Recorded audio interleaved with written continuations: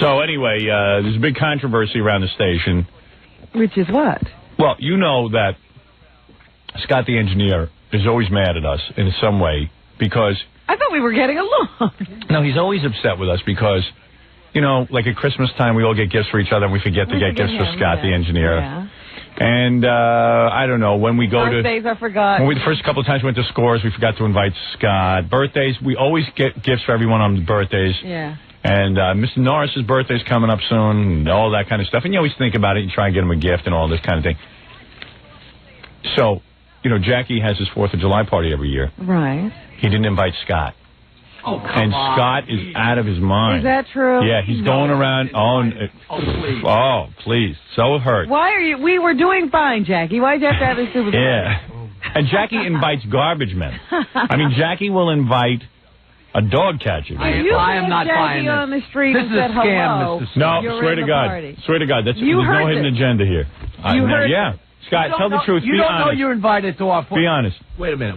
That stupid little gorilla. Right. Why don't I punch him in the face? Go ahead. You know, and get it over Scott, with. right. First of all, I'm not angry. Right, go I ahead. don't know how he got the idea that I was angry. Right. He said, are you going to Jackie's party? Right. And I said, no, I wasn't invited. He Right. said, what do you mean? I said, well, Jackie went around and invited everybody because of the whole Right. thing. He wasn't inviting some people. There is no Right.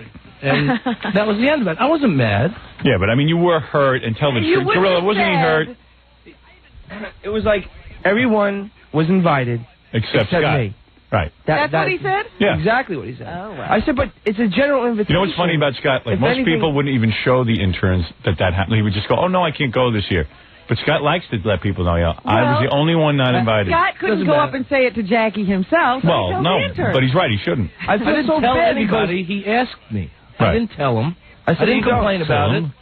I didn't tell him. You were waiting for your opportunity. But like he gets all pissed off. It's like everybody. This is all like a crew, Scott. Like everybody goes together. It's like he gets all. You mad. got to admit you're upset.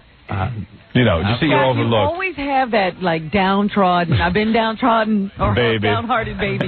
My wife Everybody- even said to me yesterday, she was writing out the guest list that we have to give, and she said, did you make sure to tell Scott? And I said, he knows. That's a true story. Okay. That's a true story. I knew you were having a party. Well, you can't come. We're not having a party. Okay. I know. I got plans anyway. I'm working. Good. Why couldn't you just say that? No, Then I you're wasn't definitely invited. I wasn't invited. He's always so upset. Everything is, It's not a Scott's a controversy. victim. I have. And then he comes in here, I have and no wasn't he problem. upset? You know what? I wasn't upset. Usually you can tell when Scott's like being mad but goofing. Like he was just like, I wasn't invited. Everybody was invited. I wasn't invited. You know what, Baldy? I even mentioned it to you. Why are you like getting mad at weeks- Scott? You didn't Just like invite weeks ago I mentioned it to you. No, you didn't.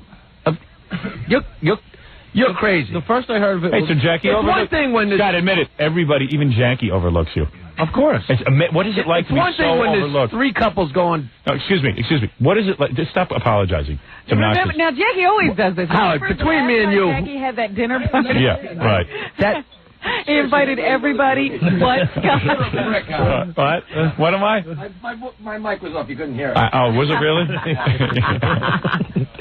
But he had a dinner party once, remember? What? And he invited everybody, That's and it was sorry. like, I ran out of room, so Scott can't come. Right. We didn't have any room. John went with his girlfriend. Ever since he missed the cut on that one dinner party, he's Let's been face on it. edge. We all didn't want... Who wants him at a party? But Jackie even said to me, look, it had nothing to do with that because I invited John's girl. Who wants Scott sitting there sad face throughout the whole party? Exactly. It's just too much of a bummer. It certainly is. I've come to get used to it. Yeah. Ralph, what do you want? I was just going to say I wasn't invited either, but I guess that's no surprise. Oh, please. And And it was Howard. No. What? No, I was invited. You asked me to come. No, you... I really didn't even know about it. I couldn't... house last weekend, Ralph, when there wasn't even a party. Go. No, you where? Oh, and you didn't ask me? No, you didn't. All right, anyway, so... There is no party, please. Good. No, really, Jackie. I thought... No. Why did you invite me? And you didn't invite me last What? week. I'm not kidding. No, you know why? I was No, really you know why? pissed. I was... What? Because last week when John came in here and said something about his party, and Jackie went, shh, you weren't supposed to mention that. Yeah, because Jackie has said to me in private he doesn't want like Scott bumming everyone out. Yeah. When we had that dinner party at Jackie's. Yeah, I was shocked. I was shocked that I wasn't invited. I was like, because I used to hang out with Jackie a lot. Scott's whole scene, and then when I know. I guess. And then when he starts kowtowing to his wife in front of everyone. Well, nobody wants to see that. Yeah, no one wants to see that. You make yourself, yes, my dear. Are you happy? Less attractive as a dinner partner. Yeah. With your Who needs you? What's it like to be so overlooked that even a Jackie Martling forgets to invite you, and no one cares about insulting Scott? What's that like? Oh, it's great. Yeah. Yeah, I've come to love it. I expect this. He sits there waiting not to get invited. I know. You should have been there. All I want to say is, Scott. Yes. I understand why Jackie didn't invite you, but it's still not right. Thank you. Okay. You should have been there the year. I must have been about 7 or 8 years ago, where Scott was sitting at his console with Christmas gifts for everyone on the show, and not one person remembered to get him a thing. You were angry that year. You really were. And that was the last time I get anybody anything. Yeah, right. He was really, really angry. He had a whole set of boxes with each of our names. Give me a cigarette and I'm happy. I remember that. That was a bad year. Yeah. I felt really bad. I didn't see him sitting there with the gifts, but I do remember you telling me about it. No one got Scott anything. No wonder he smoked so much. Yeah. Secrets of the comfort of... Can't smoke anymore. He's so upset. He couldn't smoke.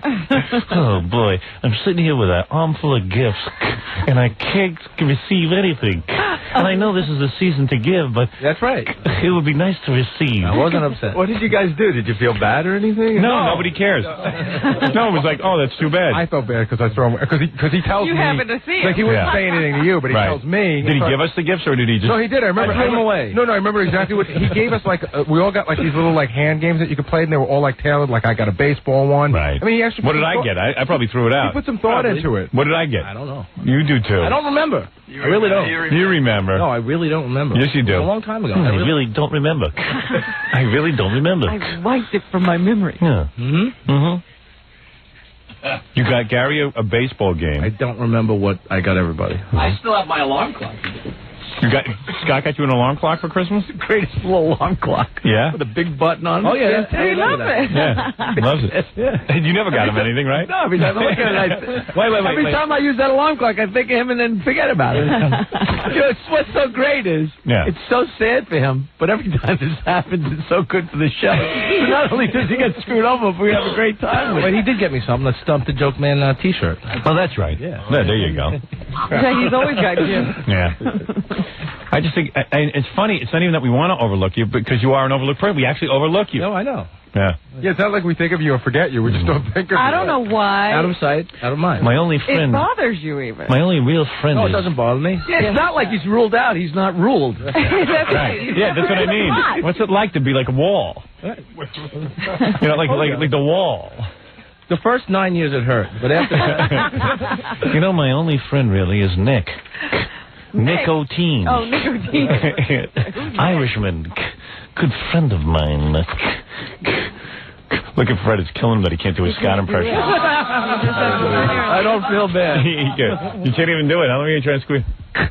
No, that's it. He's all backed up now. Sometimes even with a bad voice, you could do Scott. Maybe I could do it. No, you can't. Oh. That's Scott when he gets cancer. There you Here's go. Scott Salem when he has cancer. I tell you, any man can quit. It takes a man to face cancer. Fred, we don't want you to strain your voice now. It's okay in this instance. Cancerous Scott. There you go. You clam. How long does the doctor say you have? What time is it? It's 6:32. Well, maybe he says maybe till 7:30 or something. Gives me time to smoke 3 more cartons. He's in a race with Morton Downey. See who can win. I see Morton Downey's going on the Charles Grodin show tonight to... Oh, he'll badmouth. Yeah, right. Talk They about can have a good time. Yeah. Is it true Howard Stern bet on when you would die? Let's talk about Let's talk about that. And that whole elk. Yeah, it's a poor taste.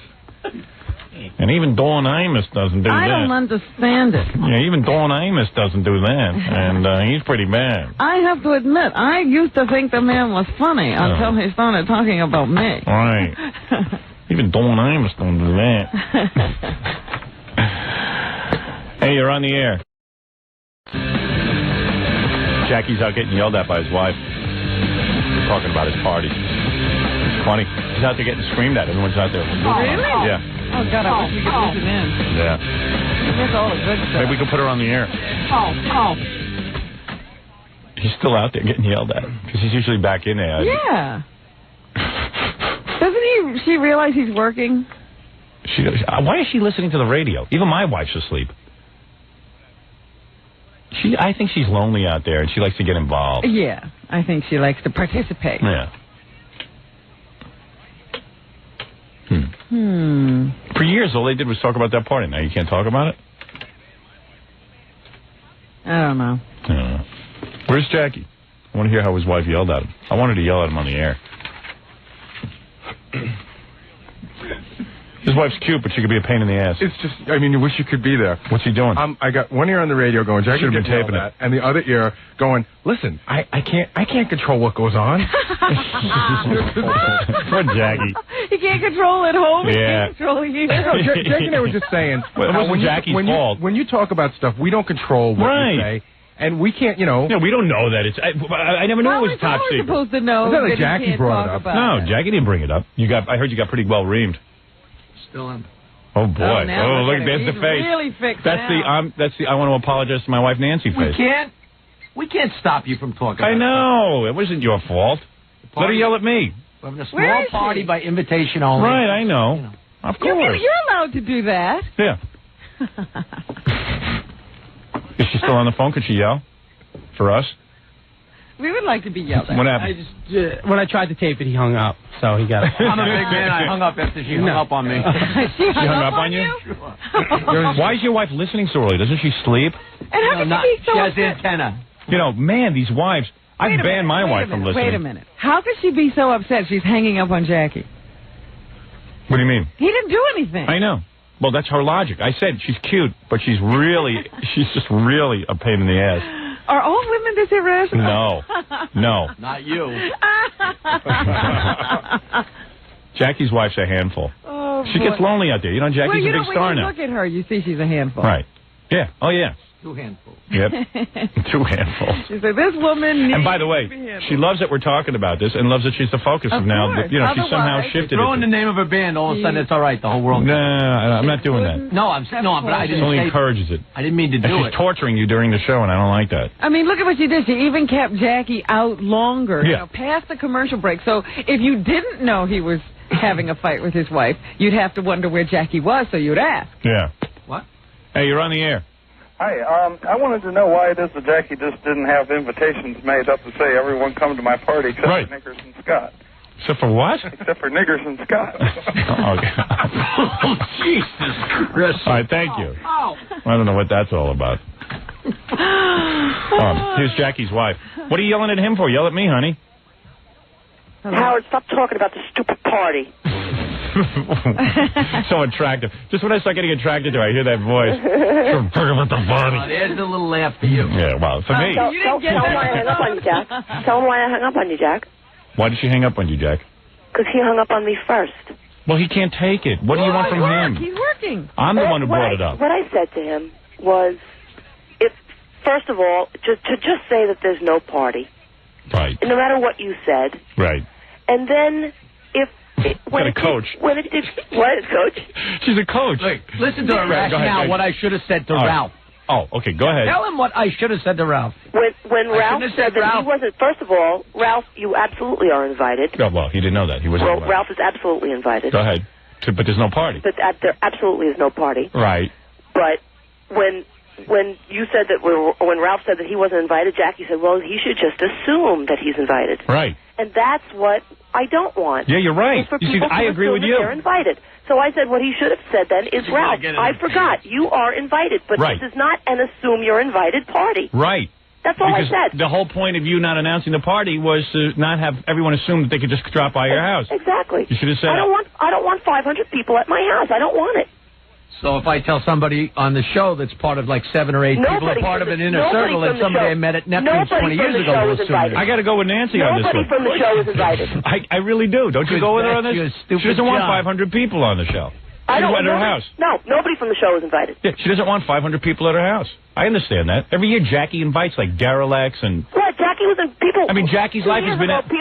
People were calling from beer distributors and saying, "I'll bring 10 cases of beer if I can come to your party." And Jackie was saying, "Sure."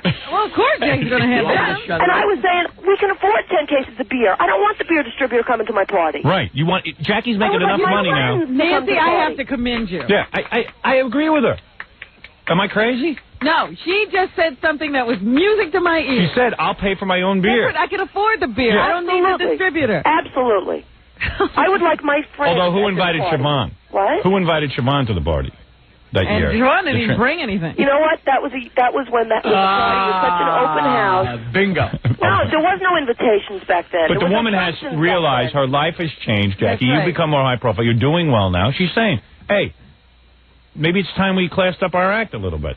Maybe. And I agreed, and I haven't been inviting people willy-nilly, and I've been denying this. But when you come in and we got a great bit going, right? Because poor Scott's a loser, I'm not going to go throw a monkey wrench and say there's no party, no party, right? Because that's going to ruin the bit. I said there was no party. Right. Well, all I asked you. You know what the answer is, Nancy? You got to stop listening to the show. There you go. If I sang praises to her, I go home and say, "Will you listen to the show? What show?" Right. Oh.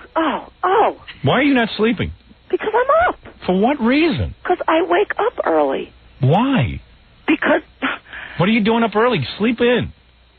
Because I happen to have a job running a stupid Off Our Rockers business. What's happening at Off Our Rockers at this time in the morning, what's going on so important? Laundry. I'm doing laundry. All right, that's better.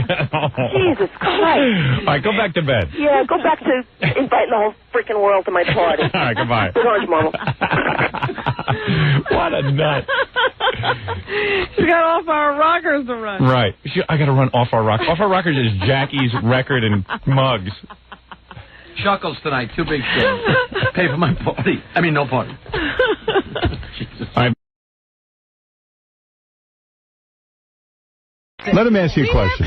We'll be working right up to Jackie's party. All right, go ahead. Does everything that was in your apartment now go with the interior of your house? Be honest. I'm building so much. Yes, it will. Oh.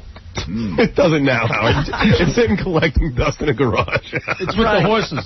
How do you know? Because Howard, it was so built for her apartment. There's no way it's built. There was one set of cabinets built. You had the thing come out of the cabinet, the computer desk, and all that stuff. What are you talking about? And it was all going with the whole decor of the apartment. She's got those antiques somewhere, and she had the screen coming out from the ceiling. What about the screen that comes out from the ceiling? I have it. You do? Yeah. Where is it? Is it being used? That screen probably is too small for what I'm going to do. I still can use the projector. What's the big deal? All right, whatever. And I have I mean, here, all of us are always honest, but she's like lying. What's not honest about that? She'll tell you if she took a bath. What percentage of... She took a bath. What percentage of the stuff... No. Why would I take a bath? I have the cabinets. What percent... Yeah, and what are you doing with it? I am going to use them in my new house. How much stuff is in So in other words, she's like, so are you changing the decor of the new house to fit all that furniture? No, I'm building an addition. An additional house. You're wondering how I'm doing stuff. How does she have the money to do all this? She's rich. What's the matter with you? So stupid. You wonder about her. How can you wonder? Robin, how much stuff is in the store? Gary, do the math. Everything's in storage because my house is under construction. Robin makes good money. She has no kids. She has no overhead. We have horses, as you pointed out earlier. Right. That's unbelievable. And you can leave those behind and not get sued. Hey, what? There's something weird going on. I heard you guys talking a little bit about Jackie's party tonight. What party? I wasn't invited. Jackie's got a party tonight, but it's sort of weird because everybody at this place has been invited except for one person. Yeah. And it's really tearing that person up, I think. That's not true. Do you invite Benji?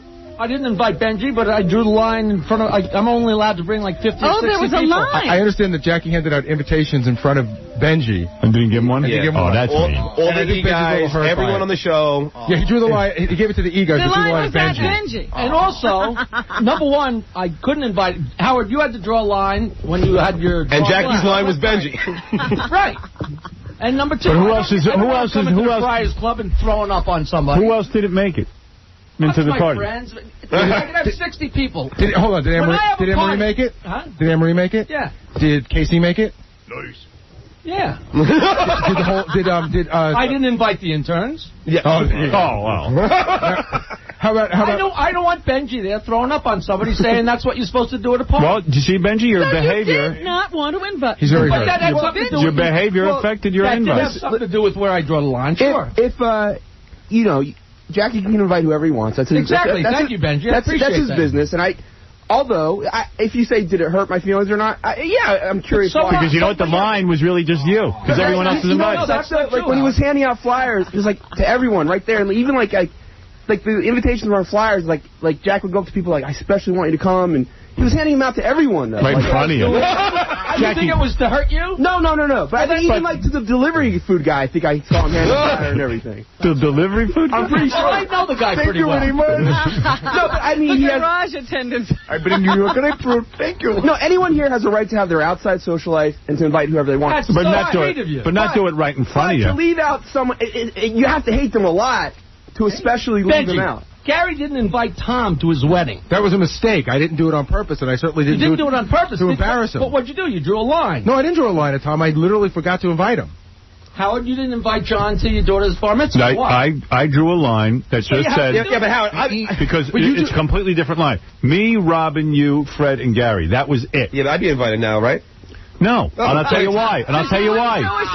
I would want you there, but the problem is, if I invite you... I should invite the rest of the people back there, like Casey and Emery. And it was really, you know what? I'll tell you the truth. Whatever. I really would have just invited Robin. Yeah. No, you know what? But I don't know why I didn't because it really was a private event. It was a private... My daughter's bar mitzvah was about my daughter and the family. And Robin has been around my children and stuff like that. Now... When Jackie's having an event where everyone from the station is going, but Benji, hold on. That's a whole different line. Jackie's line is everyone. I'm not lying. I didn't invite the Jesmundos, who I know. Come on. Wait, hold on. Wait a second. Jackie did a... Hold on. The Jesmundos. No, first of all, nobody's do you sit next to Benji every day? Do you sit next to Benji every day? Yeah, I don't talk to him. But he's a guy the guy wants my job. What do you want me to do? And it's okay for you to not invite him. Benji, all right, so I But it is odd. It is odd that he's right there. When you say what the cutoff is, the Jesmundos work around the corner. You had all of us to your apartment. Did you invite Benji? I didn't have all of you to my apartment. That's a lie. But you drew a line. You have to draw a line. But you're admitting you don't like Benji. Yeah, your line is everyone but Benji. I don't want Benji coming to the Friars Club and doing some asinine stuff. Yeah, I don't want Benji at my house. Okay. I admit that. And this is like going to my house to me. You're assuming... Just like the Friars at the show. That was like. He doesn't want to be embarrassed. But you're assuming it would be like me assuming if I invited you somewhere that you just start telling black jokes, like jokes about black people. Right. And stuff. And that's he doesn't know what you're capable of, and quite frankly, no one does. No one does. All right, but thank you. We're not sure if you're mentally ill or what. It's your bed. You lying. I know that what Benji did at the MTV show was gross, but I also know that Benji did it because there was a camera there, and Benji did it because... What about Doug's bachelor party? Gary, why did he do that? That's not true. At my house, I mean, he's done stunts with Oh, he has? What? You remember he was at 3 in the morning screaming, waking the whole house up? That was Gary. This is a media party. No, you're right. There's going to be cameras. You're right. right. There's going to be all kinds of stuff going on there. I just know, I heard through the grapevine that he was hurt. No, he was hurt because Benji told me about it. It's hurt because I would like Jackie to like me, but I do like you. I had you at the Son of the Beach party. Yeah. You know, I knew he was hurt. I thought you did fine. Thanks. How do you know how I knew he was hurt? Hey, Jackie, I invited Benji to the Son of the Beach party. There was no sweat off my back. Okay. But again, Jackie doesn't... There's no obligation to. It's just like... It was very noticeable. Well, Howard, Jackie said 2 things. He said he's afraid he's going to puke, and then Jackie said that Benji's trying to steal his job. Right. So he does have some feelings. Yeah. I do. I'll say I do. Wow, who knew? But I thought did you used to feel affectionate toward me at all? Not even a little. I mean, when I have a party, invite all the interns. I invite everybody from the station. Your house, yeah, right? I've had him many times. So you know how this 5 times. Howard, you know how this stings Benji? I'll tell you why. I'm in my office the other day and I just didn't know the date of the party, so I leaned back and I go, Benji, when's Jackie's party? And he goes, I don't know, I wasn't invited. So things like that. Benji was afraid. Howard, I had no idea. Benji was afraid for this to be brought up in the air because he's afraid that he won't be allowed in here because Jackie's, thinks he's taking his job. Do you really think do you think Benji's taking his job? I'm exaggerating. Somewhat, but he really feels that way because that's not the first time he said it. Really, I've never heard that before. He said it on the air a few times. He said it off the air. I don't feel that Benji's trying to take your job. I mean, it's funny because Benji made a point of having a conversation with Jackie about it before he even asked if he could be in here. Because no, that's not true, Gary. He told me he was going to. Benji was already in here. He already just asked Howard. He went over Jackie's head straight to Howard. Then, afterwards, after he got his foot in the door... I know you're the show biographer, John. I'm just trying to help up the... All right. So you're not going to Jackie's party? I guess not. I don't know. All right. Not invited. What will you do tonight, Benj? But Jackie, like, do you feel neutral towards me? Do you dislike me? Yes, that's exactly how I feel towards you. Neutral. Is there anything you like about me? So much hostility. No, and it's not neutral, but... Let Jackie and Benji work this out, John. See, the reason I didn't want it brought up in the air is because I thought... His wife wants to chime in. I thought it could, like, magnify any bad feelings if you do have about me and everything. Jackie's saying he's neutral about you, but I believe he has some... I don't think he's neutral. I don't care. Do you, like... Okay. All right. No, I understand that. Hi, Howard. Can I just say one thing? See, I look up to Jackie a lot, so that kind of like... don't. Stop it.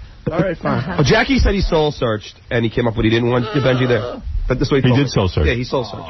When you Whose words are those? Those are yours. His wife has information. Right when I was paying for lunch yesterday, and you said you soul searched, and you figured out that you just didn't want him there. Oh, I thought about it more after you guys said, "Oh, he's so upset," blah blah blah. It's a 2-hour media meeting. It wasn't about what the event. I love Jackie and John's intimate conversations. Yeah. They're the best. I expect Benji to be in front of the Friars Club tonight, setting himself on fire. No, I wouldn't do that. Talking to John is like having a string tied to the end of a Dixie cup. It just goes right out in the air. But Gary, yeah. Don't you think I know he's going to repeat every word I say? I don't know. No, I don't think so. I think at some point you let down your guard because you figure he knows All right, I got to move on. I got to finish the show. I'm sorry. So I guess are they going to work it out? No. Benji's not invited, right, Jack? That's fine. If you give me $7,500. No, you don't. I mean, that's not the point and everything. But why would I give you $7,500? He wants Benji to give him $7,500. I don't know. I'm not sure about that. It's my responsibility to give you $7,500. Always comes down to me giving Jackie something. If I invite him, it's for the good of the show. I don't care if you invite him. It's good for the show. It's good for me. Well, it seems to be good for the show. It's nobody's business who I invite to a party. I agree on that. Sure it is. Sure it is. You didn't invite Benji. Have you ever momentarily liked me? Because I felt like sometimes you did. Have you ever been to my house? Yeah. Did you have a good time? Yeah. Will you ever have it again? Yeah, you might not be coming back. Remember good memories then. But I gotta tell you, Howard, after Benji puked at that show, it's just like I'm almost like I don't even want to invite him to my house. Had I not puked, would I have been invited? Probably.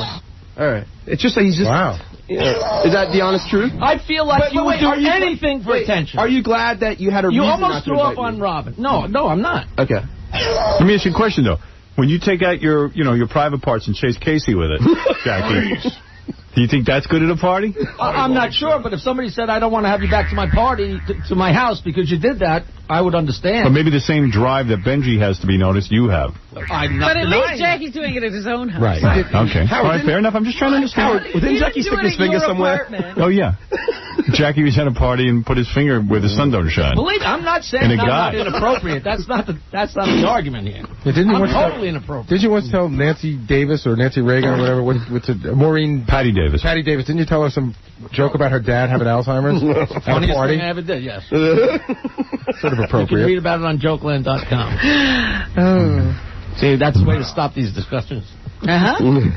Fix your teeth. He's still... Yeah. You know what? There's about 3 words that I just cannot get through, and I try to avoid that. Discussing. Hey, do you like me, Howard? Do I like you? In what way? Like when affection is not quite the right word, but you like somebody. I like you, but Jackie is right. It is disturbing hanging around with you. Okay. Because you do stare inappropriately, and then you do really bizarre things like what you did at the bachelor party. Right. That was gross. That was just down-out gross. That was awful. Howard, you don't do that in front of a bunch of guys. Benji, you give people pause. Okay. You do. But I like you. Thanks. See, I do like him too. I'm not but saying Howard, I don't like I know there are people who are really annoyed by Benji in this, I know people who have to sit in the room with him. Yeah, no, I mean, there are a lot of people who tell me that they just can't stand who. I don't want to say. All right. And the truth of it, I'm not annoyed sitting here with him, and he writes very, very funny stuff. And here's something great. Anthony, a complete stranger, wants to go to the party. Does he not like me also? Anthony, you want to go to Jackie's party? I think Jackie would invite you, Anthony. Hello? I can't hear him, but he can come. Jackie, Anthony, you want to come? Hey, yeah, I like to be there. What's Benji, did you pick me up, drop me off? Right. Yeah, Paul, what's up? Hi, Howard. It's Paul. I just want to say the reason that Benji doesn't go anywhere to any parties is because he can't go to any function without spilling some of his own bodily fluids. Right. Well, yeah, he's gross. And I like Benji. I wouldn't have somebody working here I didn't like, but he's a tough customer, especially if you got a big event going on. You don't necessarily want him there. I've had him at a couple of events. I just call him aside and I go, look, no shtick tonight. You just behave. He's like Hank. You have to, like, give him a whole speech. Yeah, not a whole speech. It takes a few minutes. You talk him down. See, I'm less offended by the behavior at the MTV party because I think he thought that was part of the wildness of the night. I'm more weirded out by the fact that, like, he goes to these, Korean whores and gives them a carton of cigarettes for, hand relief. It's Hungarian. Howard, he goes to homeless shelters and, like, eats lunch there. You know? Yeah, right. Right, he's done that. Like, the homeless shelter's giving out lunch, and he'll go back for seconds. And, like, he'll take food out of the garbage and eat it. It's just like, at what point... Or he washes his hair in the sink. Yeah, and Howard, the other day, I really had to tell Gary, I'm just not gonna, I just can't, deal with it anymore. He's sitting next to me with his electric toothbrush and, like, brushing his teeth. And I told him... And I was like, dude, no, that wasn't... I told him to stop doing that. I said, Benji, the office... That was just when I'm in And in the same breath, you guys are berating me for not having the sex. I didn't berate you. I asked you. You invited everyone but Benji. Well, how did you... And you did it in front of his face. Maybe you should have said something to Benji. Benji, I'm not having you to the party. Right. Again, he doesn't have that responsibility, but, Thank you. You could have said, Benji, go get me coffee while I invite everyone to the party. Right. Don't you get him breakfast every day? Yeah. Actually, yeah. I haven't billed him for either. You know what's funny? Like, wow, that's very nice of you. But no, you I actually need to add that up. But Benji's bad with money. He came to me a couple months ago and he's like, the staff owes me. It was like really like $600 or $700. No, I have thousands. He gets these bills and he just doesn't bill you guys. We have asked him repeatedly No, it's my fault, to give us the bills. And when he gives you a bill, you give him like a house payment. When he has given me a bill, I've given him a lot of money on top of it. Actually, Jackie is the one guy who tips. Thank you. Although what? Although it's just so funny because everyone gets along with Jackie. He loves everybody except for Benji. I've never seen Jackie not like it. Yeah, this is the first time I've ever seen him. Doesn't notice. Because Jackie's always like, hey, I like everyone. Hey, it's a great guy. Siobhan's a great guy. If Jackie goes from here to home and he's having a party, he will invite the parking garage attendant, the toll taker, the guy in the mozzarella truck. And that's when it's at my house and I can have 300 He really hates you. I know. Wow. It's about time he hated someone. You are not a good guy, Benji. We finally found somebody. Hey, you're a good guy. Oh, no, you're not. He's a great... Everybody's a good guy but you. I like Jackie, but I feel he has like a lot of anger in him. Oh, absolutely. But I like him a lot. Absolutely. Now you're not coming to my house, Ben. All right, so you stand with that. You don't want to break down and invite him tonight? No. Okay, there it is. End of discussion. You're not going. Sticking to his guns. You are not going to the party. All right. Okay. Be a good boy, and maybe you can come to the next one. You're on probation. All right, Rob.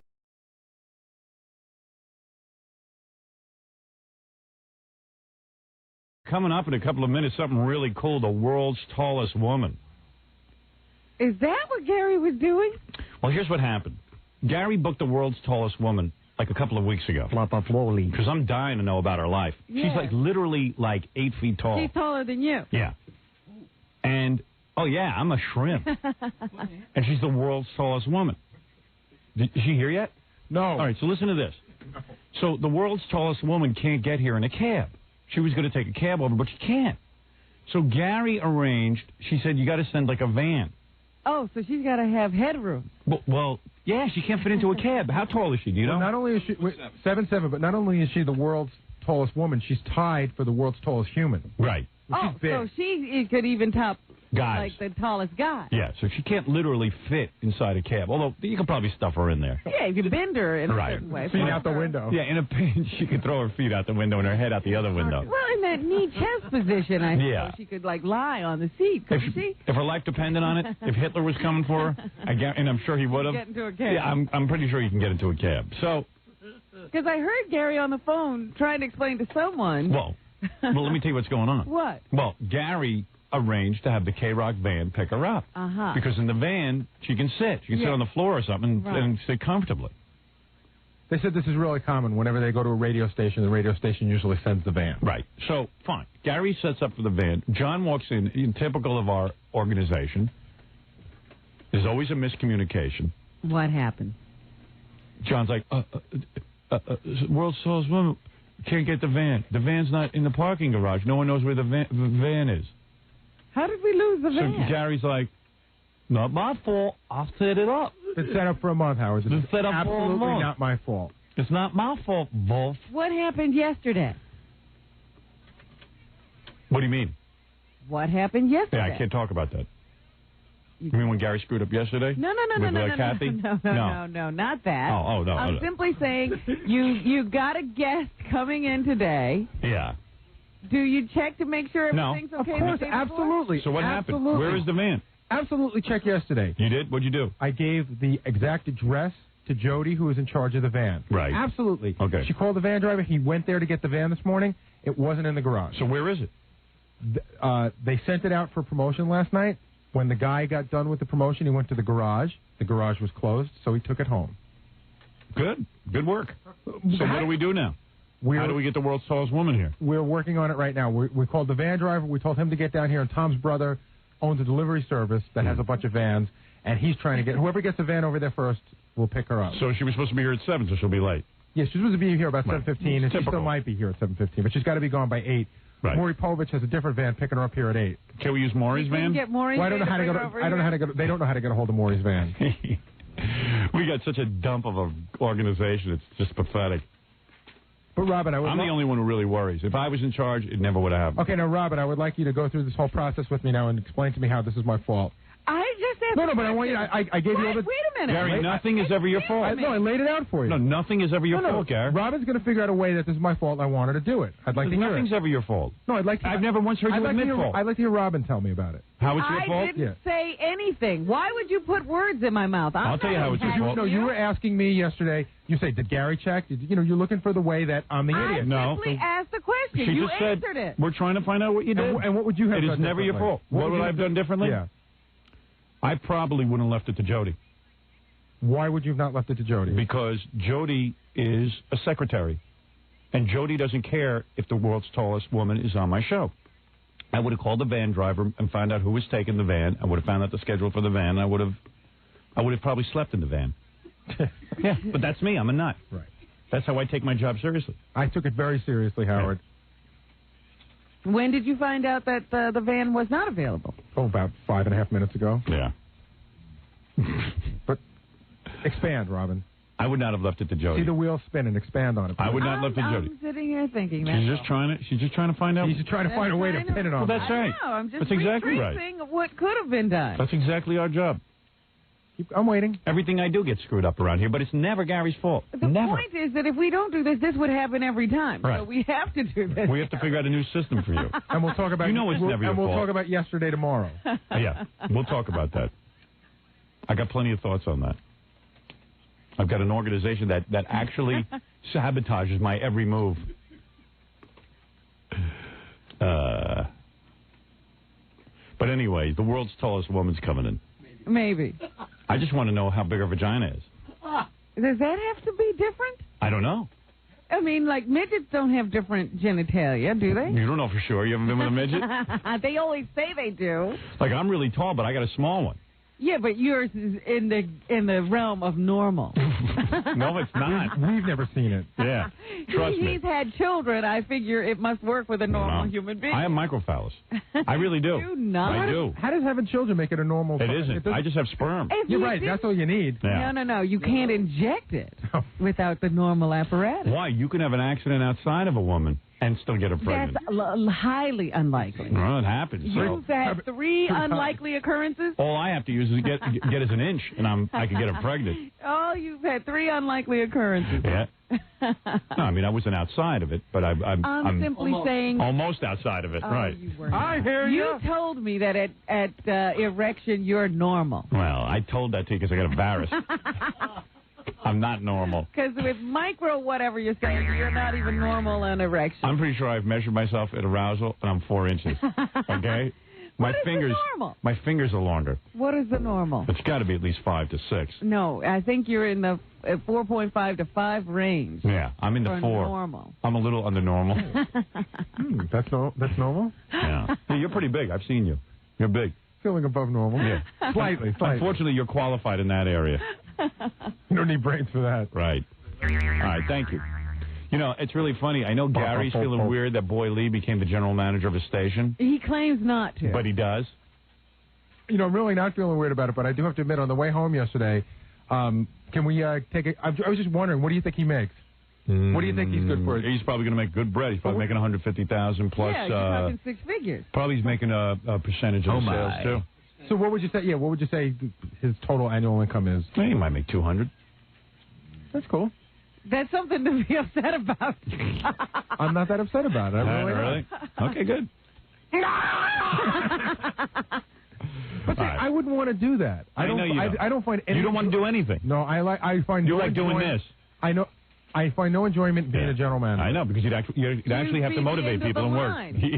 Yeah, that's it. It would be you, the buck would stop at you. Do you want to be a general manager? You, Howard Stern? No, of course. Why would I want to be? Exactly. I'm more successful at this. I'm more successful at what I do. No, you're not. That's the problem. I'm the best producer there is. I'm saddled with you.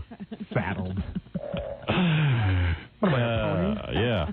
All right, thanks, Gary. All right, see if you can go work on the world's tallest woman while I do a radio show. Flunky. Very good. Did I do your plug, Jackie? No, I don't want to miss that. Jackie, Penthouse Joke Page, Martling. You'll enjoy the very funny 2-hour video of his wild game, Stump the Joke Man. What, has he been waving that like a flag? Yeah. Oh. $15. While I've been trying to do the tall person, while I've been trying to do the tall person down bit. The tall person. Yeah. Jackie's like, what about this?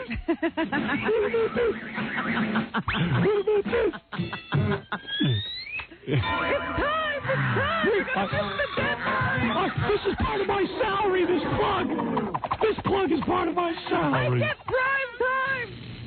Jackie, Penthouse, Martling. Yesterday you read it at the 8 o'clock hour. I want it now. You'll enjoy the very funny 2-hour video of his wild game, Stump the Joke Man. $15 plus $4 shipping and handling. Spring special, buy 2, get 1 free. Call 1-800-323-KING.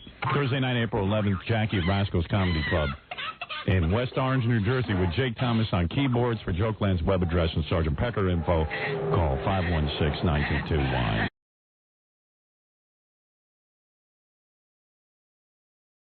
Robin, we're going to put on our blindfolds now. What is the object here? Okay, let me tell you the game, and everyone can play along at home. 3 gentlemen are going to come in. 2 of them are black, 1 is white. Okay. We are going to try to guess who the white person is. Now, let me tell you how it gets a little more interesting. Okay. Whichever person, since there are 4 people playing, it's me, you, Fred, and Jackie. For every vote a person gets, they get $100. Oh, wonderful. Wow. So if they get all 4 votes, you get $400. There you go. So it's in your best interest to try to convince us as much as possible. Right. Now, you can ask them any questions you want. They don't have to be yes or no questions. I have never even thought about what it means to be a Caucasian. What questions? Well, you might want to ask black questions. Right. And then figure out by process of elimination. See, that's what I plan to do. That's what I'm probably going to do. Oh, I know lots of black questions. What a black grew up in a black neighborhood. All I got to do is ask these guys if O.J. is innocent or guilty. I'll know in 2 minutes. See, I wouldn't think that way. See, that's the way I think. Not being racial. That's it, and that too. Ask them what it's like to deal crack. They'll tell you. There you go. All right, here we go. Okie doke. All right, put on your blindfolds, everybody. Let's get them on. 2 black guys, 1 white guy. 2 black guys, 1 white guy. Don't look. And we have a bona fide black. Bona fide. Now, Howard, you have all the microphones up, including... is microphone 2 and 1 supposed to be up? Check. This one? Check. This one? Yeah, and? This one? Yeah, they're all on. They're all on. Whatever you're talking about. Okay, so all 3 are on. You ready? Everyone's blindfolded and ready? Everyone is blindfolded. That is correct. Entering in 2 minutes. Gary, you can moderate. Okay. That's a scary thought. Gary is the moderator. I guess Gary figures I don't need one, right? What is that? How come your mic isn't on? Jackie needs a mic. Really bad jokes again. Gary, Jackie needs a mic. I'll get that in a moment. Oh, I guess he's going to get a handheld. After the game's over. After the game's over. Right here. Gentlemen, are you seated? Yes. Yes, we are. Good, all right. As you know, I cannot see you. I'm ready to vote. No. I'm ready to vote. Wow, that's amazing. Now, gentlemen, I know the 2 of you are black Afro-Americans, and one of you is a white Anglo-American, or whatever they call themselves these days, these white people. I'm very confused by them. What we're going to do is grill you for each, every time that you guys are in business for yourselves. Every vote you get is $100, so it's in your best interest to tell the truth and actually not fool anyone. Isn't that right, Rob? No. It would be in your best interest to try to convince us that you are... White. White. That's right. I knew. I'm a lousy game show host. All right, I'm going to let Could they start off by saying a lower song? All right. Number one, would you say, I see you still don't have a microphone. Howard, it's got to be turned on. Okay. It's the one that was... I think it's on now. Well, why don't Check we one? wait You got until it? Howard's Yeah. in a blindfold. Okay. It's on now. It's on now. Okay. It's a little hard for me to... Yeah. He waits till I'm blindfolded to have me work the board. There you go. All right. And whatever that new mic is, it sounds like there's a wind tunnel. I don't know what you're doing there. Howard, I can't even hear right now. You can't hear right now? Well, You're the can't help producer. you. Gary, I love you, but you got to think these things through. Do you hear how that microphone is making noise? You're rubbing it of something. I don't hear anything right now. Is it a handheld microphone? I've been given a set of it's a handheld. I've been given a set of headphones that don't work.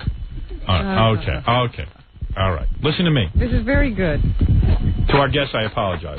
This never happened It's to tell the truth. Yeah. I said to these guys, set up. They thought you were saying shut up. But Gary always had... I got it. No, Howard, I didn't know I was going to be... I did not know I was going to be moderating. No, but Jackie needs a microphone. I know. When we decided that when we got in, I didn't know I was going to be moderating. I didn't know Jackie needed a mic. Mostly Howard, all we're the set. people... Now you're just Gary, going all the stuff. people playing need a microphone. We're all done. Why would I have to point that out to you? We're all done. We're ready to go. Yeah, now we are. Game set, been set for but a minute. Gary, it has Howard, it's done. No, it's done. Yeah, you're wrong. I gotta really... You got guys here ready to play a game. No, Gary, I gotta subject you to some on-air... We're ready. Counseling. Listen, about how to do your job. I got 3 guys here dying to play a game. What I want you to do from now on, and in perpetuity, as long as you are with me, all right, listen to me carefully. When you see a person that's going to be on the air, you provide them a microphone. It's all done. Can that be done? It's all done, boy. All right, now, let me ask you something. You've been here how long? 10 years? 12. 12. You need me to tell you each time that Jackie will need a microphone? No, that's okay. We're all set, Howard. Ready to go. Now we're set. Ready to go. Understood. Let's do it. How would you... Wolf, you're going to have to put the microphone on. Well, dude, I'm blindfolded. I can't see a goddamn thing. Here we go. Here we go, nothing. I'm not even close to being done. Here we go. The more you say here we go, the more I berate you. Duh. He's got a mic. I still don't hear Jackie on a mic. Howard, I don't know when Jackie's going to speak. I'm supposed to be moderating. When it's Jackie's turn, I'll hand him the mic. But he spoke twice already. Here, Jackie, you hold the mic, and then Howard, I'll be over here talking to you. Well, that's good. Well, Gary, why are you yelling at me? Whose fault is this? He keeps saying Are you and I having a conversation right now? Yes, Should I be on the air for it? Yes, but what if Jackie says something? Can I ask a question? Why wouldn't I have a mic, and why wouldn't Gary just talk into one of the contestants' microphones? I don't know. He's the one without the blindfold. Odds are, Jackie, that I'll be on more than you, and when it's your turn, you'll have the mic. You know what it is, Jackie? If you say something spontaneously, it will be missed. Jackie has been spontaneous for 10 years. Get Sergeant Peckers. Why are you putting him down? Because he's always putting me down. You should talk into him. I don't know why you get mad at me if you screw up. He's mad at me for pointing out that I didn't have a mic. We're so ready to go. Are you mad at Jackie? We're so ready to go, Howard. It's ridiculous. All right. I don't know why I'm a bad guy for saying that we have to have a microphone for All of a everybody. sudden, my CD sucks because I asked for a microphone. No, that's not true. It sucked before the microphone. The simple way to do this is to give one of the contestants mic to Jackie. And why is he doing that to me, Howard? handheld with them, Gary, because they're not going to be as spontaneous. Robin, Gary is the producer. He will do it his way. And, of course, if one of these guys started to make jokes and he didn't have a mic, then he'd be spontaneous, and, Robin, you'd have some different hindsight. Well, it's more likely that Jackie's going to be that. All right. Well, Gary says no. All right. Probably Jackie won't be that funny. He knows because he's the producer. I say we get a microphone for Robin knows all. All right, gentlemen.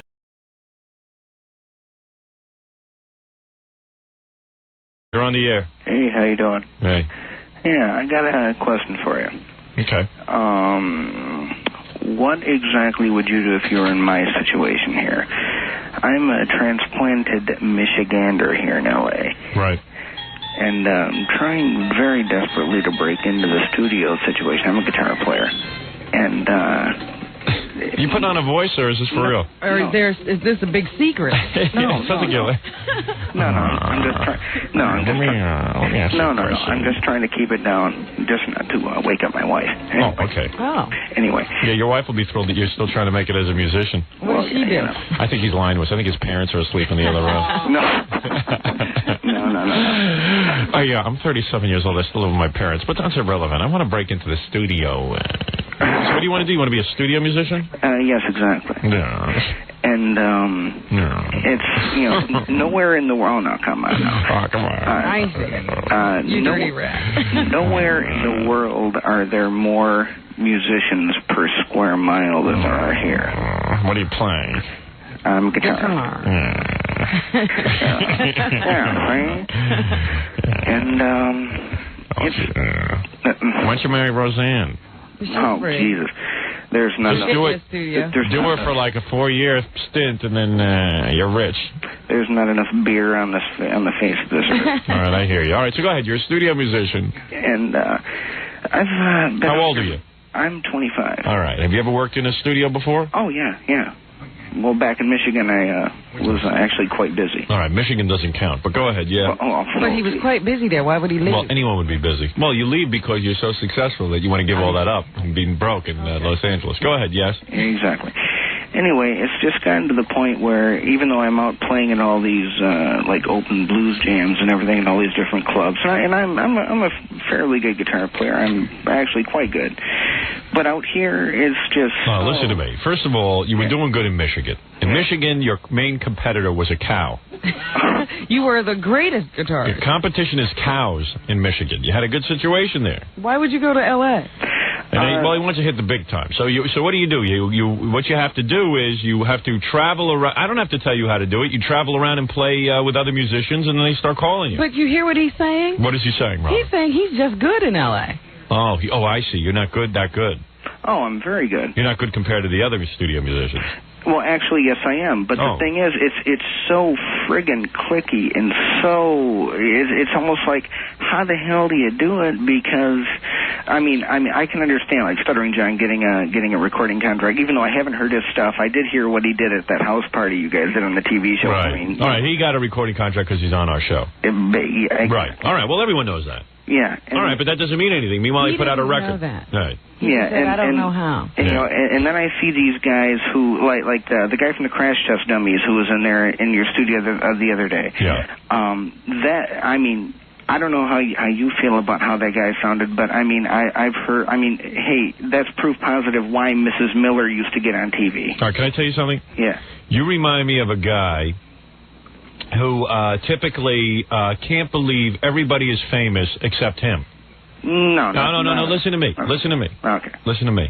The guy from the Crash Test Dummies, it's not that he's a great musician. His music evokes a feeling. It's not technically great. He's not the greatest guitar player in the world. Of course not. But he wrote that song. Well, why are you saying of course not? Well, no, what do you mean? What do you mean? Of course not. You obviously don't understand this. I understand. The guy from the Crash Test Dummies has an unusual voice. His song, whatever it is, Bob Dylan is not a great musician. You see right away. Here you are, a guy in the music business, and you don't get it. Oh, I do get it, though. You think that because you can play an Eddie Van Halen riff and imitate that very well... But anybody and his brother can do that. Well, but the point is, that's the point. I know. That anyone can do that. The thing is, you have to do something... Listen, if you were a true studio musician, you wouldn't even need to ask me what to do. You would know what to do. You go out and play with other musicians. Well, that's what I'm doing. And then your name gets around and people call you into sessions. It's almost every night of the week I'm out doing something. Well, then you know what to do. What happens, though, is he's not as good as he thinks he is. Right. Well, he's criticizing the Crash Test Dummies. Crash Test Dummies, it's not that he's a great musician. He's a songwriter. Mm-hmm. He has an unusual delivery. Very. And an unusual take on life. Listen, I'm the most successful guy in radio today. Mm-hmm. Without a doubt. Now, why do you think I have? What, I got a great voice? It's not that my voice is great. I don't have a great... I never had a disc jockey delivery. Mm-hmm. I used to try... Early on, when I got started in this business, I used to go and audition for commercials. I never got one. I mean, no one ever hired me. One time I got one because there was a strike, an after strike, and I snuck in, and I guess I was going to cross the picket line. That's how I get commercials. I was the only one willing to cross the picket line. Mm-hmm. That's the only way I could get a commercial. Yeah. To be a scab. Mm-hmm. I never could get commercials. I once auditioned for Wilson Golf Balls. They looked at me. They wanted to throw up. Wilson Golf Balls had a big one. My father heard that there was an audition going on. So I went down there, and I stood in line, and there were all these guys. They all had deep voices. Hello, I'm here for the Wilson Golf Ball audition. And I'm listening to these guys. I go, oh, my God. I get in there. Hello. And you can convince yourself it's clicky and all that, and that's what's keeping you out. Well, that's at least not it. I was always a realist. I said, you know what? I really suck. These guys have great deliveries. I had an inferiority complex, and rightly so. I was inferior. But one of the things I felt I was good at was that I had the ability to talk. Where I saw a lot of these guys with deep voices were puppet heads. Right. They really didn't have it. That's right. So I found what I could do. Exactly. It's just like you might be a better musician. You might be a better guitar player than the guy in the Crash Test Dummies.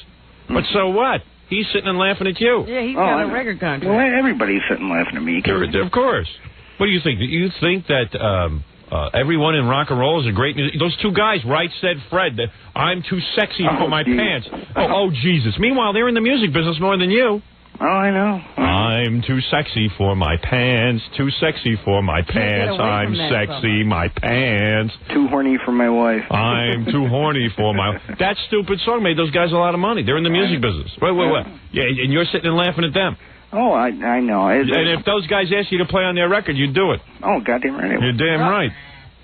See, that's exactly it. I came out here and went to a pretty prominent music school, but I know that doesn't mean anything. But I came out here and kind of learned the tricks of the trade. All right, listen, I don't want to hear you whine anymore. You need someone who will talk some common sense to you. I've just spoken common sense. I know you have. You got if you're any good, you'll go out and play with these musicians. And everyone goes, oh, everyone's got a special break. I never got a special break. Believe me. If you weren't in any clique. No, I never was in any clique. Oh, and by any chance, did you catch the very, very end of Saturday Night Live Saturday? No, my wife, when she taped Saturday Night Live, couldn't tape the end. His wife likes to clip the ends. She likes to clip the ends. I don't know. She starts the tape from the middle and then puts it on high speed, so I didn't see the end of Saturday Night Live. Well, they came back from commercial when Emilio Estevez was going to say goodnight. Yeah. And, of course, he's standing right next to the world's worst Jim Morrison impressionist, Eddie Vedder. Right. And well, you are angry, aren't you? I'm very bitter. Yeah, you really are. Eddie Vedder is a real good singer, though. You admit that. Yeah. Okay, but go ahead, yeah. But, they come back from commercial, and then Eddie's standing there, and he's kind of like, yucking it up, talking to Emilio. And then when, they obviously get the cue from the producer or whatever to say goodnight, all of a sudden he goes into his depressed guy. Yeah, right. Yeah. Oh, that's a shtick. Yeah, it's funny. Yeah. And he turns to the side. Yeah. And then he has his shoulder to the crowd. Yeah. And then when the credits start to roll, he reaches over and he pulls open his shirt, and on top of his shirt, he had like the typical grunge flannel shirt over a t-shirt. Right. And he peels back the flannel shirt, and he had like a black K over his heart. Oh. A black K? Yeah. For who, Kurt Cobain? Oh, well, of course. Oh. Well, you're angry at everybody, aren't you? I'm angry at everybody. He's everything. I'm angry. You're as bitter as I am. I just need that. And it all irritates. Everything irritates you, doesn't it? It does. That's why you love it. It really does. Hey, I'm honest. I'm honest. Yeah. Well, hey, you're one of us. Everything irritates you. I'll put down everybody and their brother, but I'll tell you what, I'm just bitter and looking for that one shot. Yeah, I hear you. And it's that honesty that someday I hope All right. We get your whole rap. We know exactly what you are. And I was born, raised, and beaten Catholic. That was probably my whole problem right there. The whole thing is this. The guy from Pearl Jam, the lead singer, Eddie Vedder, he's got a shtick going that's unbelievable. I mean, he always looks like he's depressed, and then all of a sudden the camera comes on and he's depressed. Yeah. He's depressed that's his image. In fact, I was talking to Ralph last night. He went to the Pearl Jam concert. He told me that Eddie Vedder is spitting now at least 20 to 25 times. He spits on the stage. That's his new... He spits while he's singing Huck's a Loogie. Who wonders what the hell's in that spit? Right, take it easy. Hey, now. Get control of yourself. That's right, calm down. So, I think Gary told me that they were smashing their instruments. Ralph goes, I don't think Gary was watching the same... I don't think he really watched the Pearl Jam concert. I go, what are you talking about? He goes, the first band smashed their instruments, not Pearl Jam. Gary didn't even notice there was a change of band? No, I don't think so. He had no idea who was on stage. Yeah, but Ralph said Fafa Fooey. He says Fafa Fooey's one of those guys who comes on lately into Pearl Jam. Let me tell you what a moron Ralph is. Yeah. He couldn't see the concert from where he was. I wasn't there for the first band, and Pearl Jam absolutely smashed their instruments. He says there is no way Pearl Jam smashed their instruments. They absolutely did. I said, Gary said they did it twice. They did it twice. They ended the show. The guy threw the guitar up in the air. Yeah. In fact, they were running strobe strobe lights. Ask Stuttering John. I don't know. Ralph's out of his mind. Ralph says that you're not even watching the same concert that he was watching. No, it's just Ralph couldn't see it from where he was sitting. No, he got up front. Heck, how could he say that? He must not have been watching the show. He's crazy. Really? They smashed them twice. He says that the first band smashed their instruments. No, I wasn't there for the first band. I didn't see the first band. He says the first band smashed their instruments, and Pearl Jam never smashed their instruments. That's a lie. They smashed their instruments. Well, this is some controversy. John? Now, let's call Ralph. Do you know his number? Yeah, the guitar player kept throwing his guitar up real high. And then he took it and he started whacking it? He did start whacking it, yeah. That was the third thing he did. First he threw it up twice. Right. Yeah. And let it land, and then he took it and started jamming it again. Let's yell at Ralph then. Let you guys duke it out. Oh, and by the way, Howard... Forget it. You know what? I don't even want to talk to Ralph. Yeah. Although it might be funny to hear them argue. I can't. Yeah, well, what's to argue about? I'm right, he's wrong. Well, he says you're wrong. Ralph must have been inebriated. Excuse me, Howard? That's no doubt. Yeah? Have you realized that the older Paul McCartney gets, the more he looks like Angelo Lansbury? By the way, everybody's calling and telling us to get rid of this guy. Who, this guy? Yeah. He's a loser. Oh, hey. Leave him alone. He's the world's worst Jim Morrison impression. Well, it is a Jim Morrison impression. The guy's not that far off. He's just a little angry. That is a Jim Morrison impression. Eddie Vedder's doing. It's the feeling. Excuse me, Baba. Yes, sir. It's just the. Would you like to list your recording credits now? Excuse me. What are you credits, Gary? Yeah. My credits are I work for Howard Stern. Yeah, that's about it. I don't purport to be anything better. All right, yeah, go ahead. Anyway. All right, I got to go. Gary doesn't like you. Gary's arguing with everybody. Yeah, Gary's on fire. This guy hates everybody. I'm not even sure he likes himself. I don't hate anybody. I don't hate. You know, I'm like Pat Cooper. I'm angry with love in my heart. He's angry because he thinks he's a great musician, and the guy from Crash Test Dummies is no good. No, it's just the everybody could have done that. Yeah, right. Everyone could have done that. Well, that's like Larry King. Larry King is the kind of guy who he's obsessed about me, and they ask him about me because they have nothing else to ask Larry King about. Because now Larry King says if you interview me, you're not allowed to ask about my wives or anything. Yes. So the only thing to ask about is you. Literally, they say that in the article. We were not allowed to ask about his marriages or his gambling problem years ago or anything, or Sandy Koufax. We're not allowed to ask. The only thing so the only thing they're allowed to ask him about is Howard Stern. And then he talks about, well, I can do what Howard Stern does. Anyone can do it. Well, that's easy to say. That's an easy interview. I can do what he does. Yeah, just do it, though. Let's see you do it. He just didn't want to be successful, so he didn't do it. Right, so why don't you sit down and write some songs like the guy from Crash Test Dummies and prove that you can do it? Yeah. All right? Oh, see, that wasn't the advice he was looking for. He doesn't like that idea. This guy says the only reason you got a recording contract, and rightly so, is because you work on the show, right, John? If it wasn't for me playing on the show and stuff, What? If do you think it matters if you could play or not? Do you think they heard you play? Oh, yeah. I had to go in the record company's office with an acoustic guitar and play a bunch of songs. That's because they had heard you play on the air. Exactly. Well, anyway, I got to go. I got Ralph on the phone. Oh, all right. All right, you want to stay on for that? Oh, you want to argue, too? Sure, what the hell? Where do you live, man? Where do you live? Why do you care where he lives?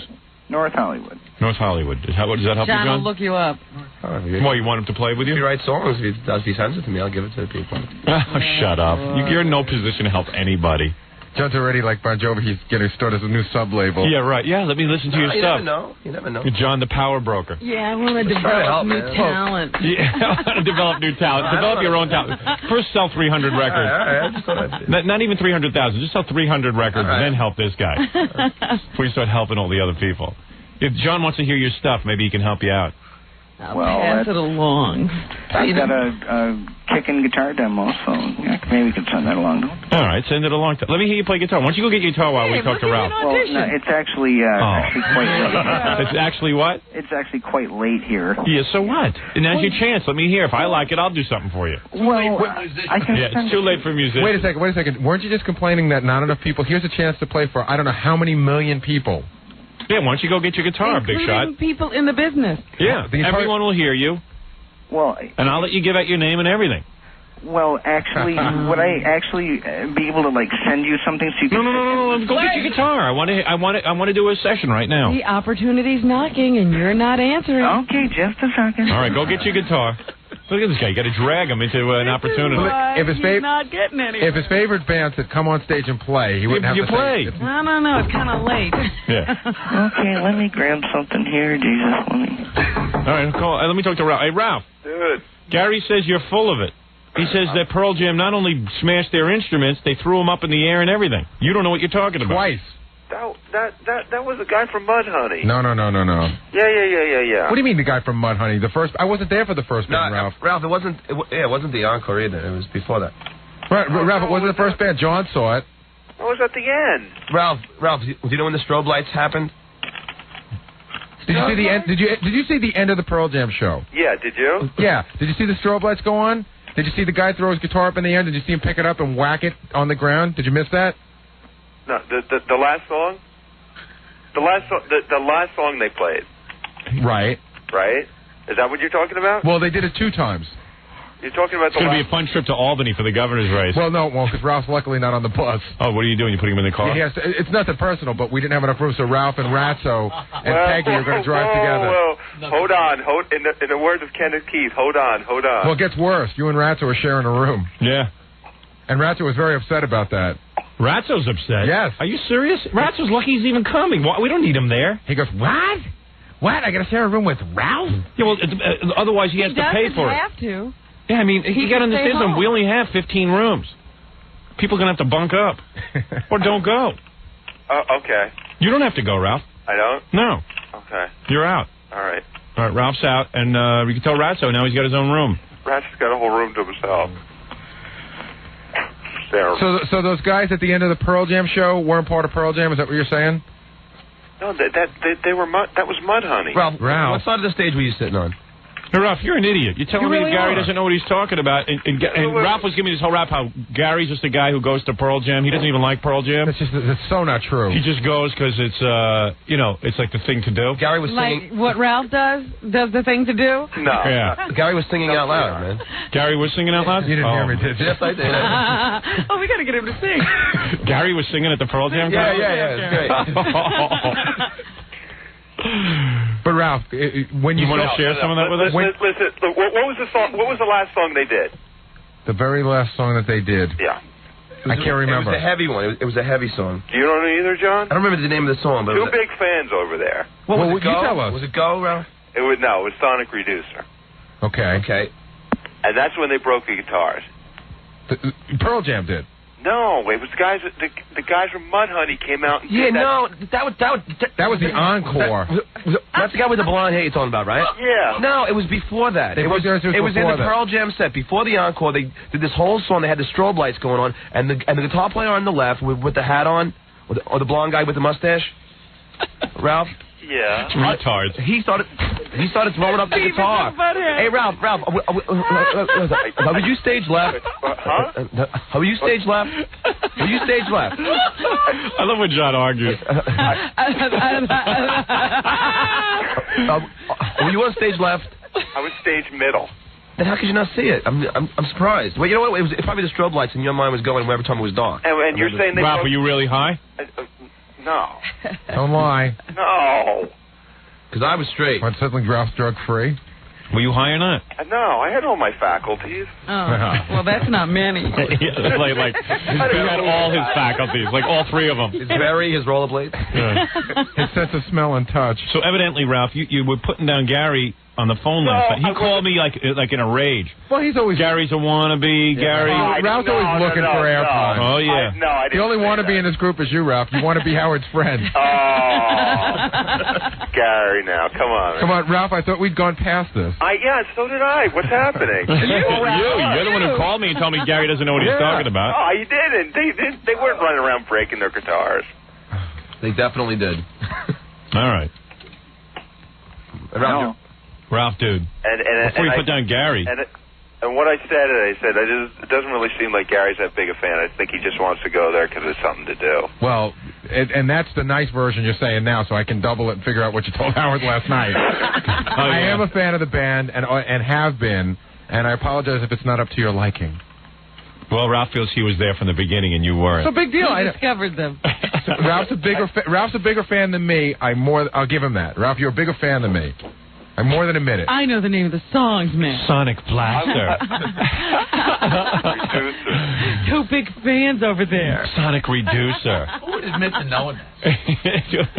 You don't even know the name of the last song. You didn't even know the last song is Sonic Reducer. Dude. Yeah, and Ralph's moving to Seattle. You guys don't even know that. Is that right? Right. Yeah. So he can live next door to Eddie Vedder. I'm joking, Gary. He wants to sleep at the gate of Kurt Cobain's I was house. trying to figure out how Ralph was going to move away from you and then live.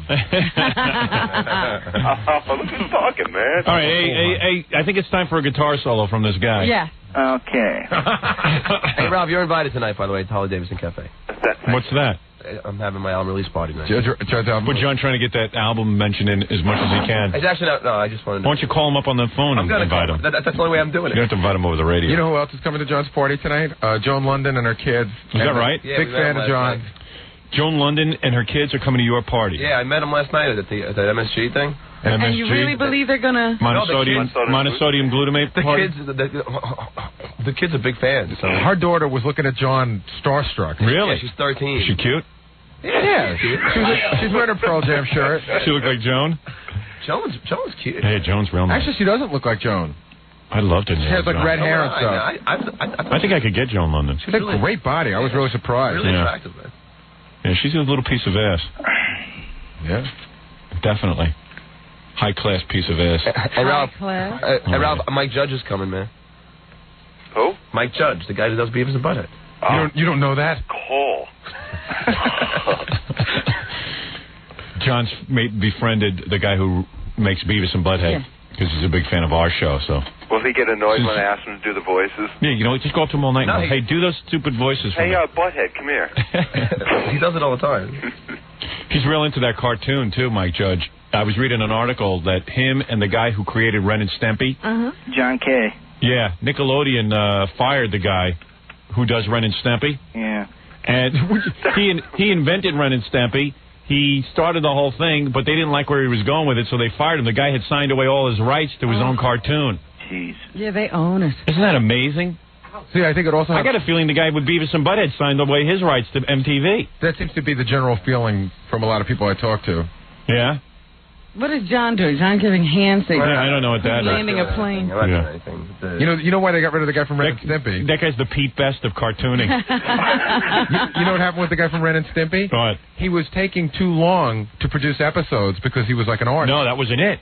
You got to read, I think it's in Rolling Stone. Where did I read that? What does it have something to do with an episode?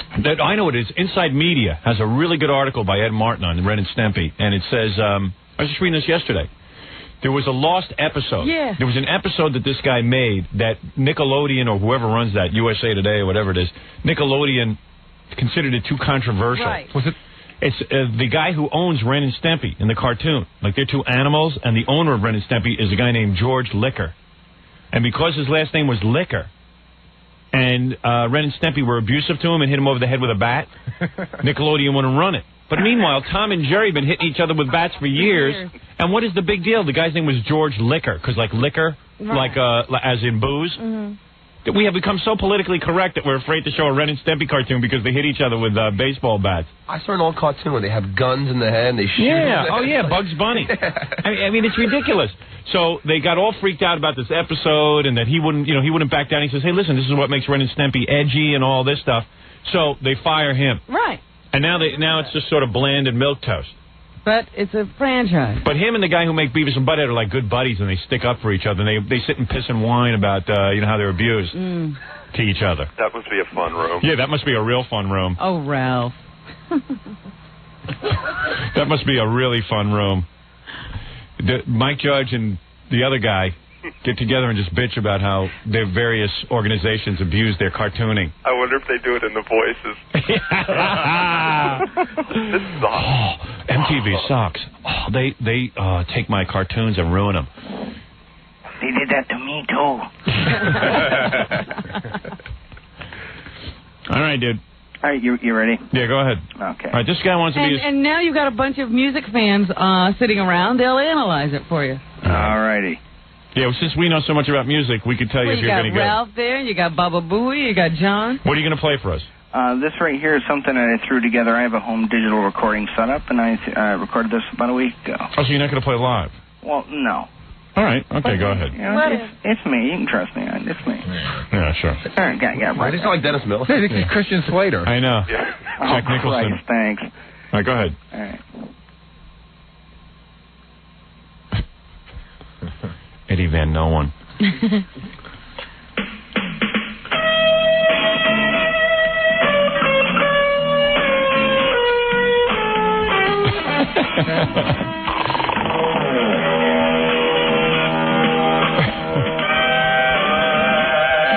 Sounds like that Saturday Night Live band. Yeah, I told you, this is a guy who thinks way too much of himself. I could tell. He has like the Dutch boy blonde hair.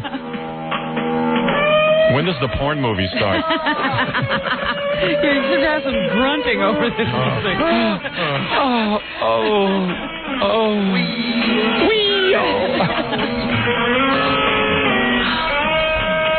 What is this? This is bad.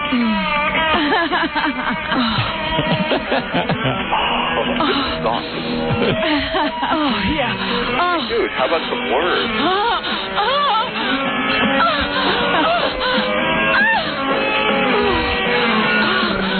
All right.